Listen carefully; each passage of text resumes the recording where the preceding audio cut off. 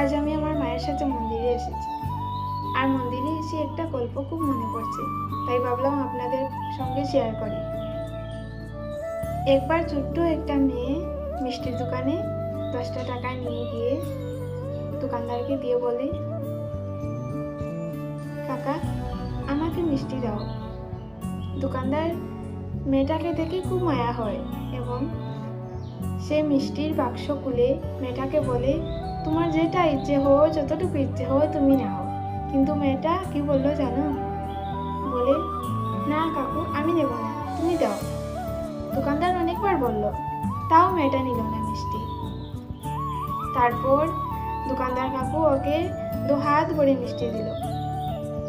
ওর 2 হাতেও জায়গা হচ্ছে না। ও ওর জামাটা তুলে জামাতে করে মিষ্টি নিয়ে গেল। তারপর দোকানদার ওকে জিজ্ঞেস করলো, বাবা তুমি কেন মিষ্টি নাওনি? মেয়েটা কি বললো জানো? মেয়েটা বলল, যদি আমি মিষ্টি নিতাম তাহলে আমার হাত তো ছোটো ছোটো, কম পড়ে যেত।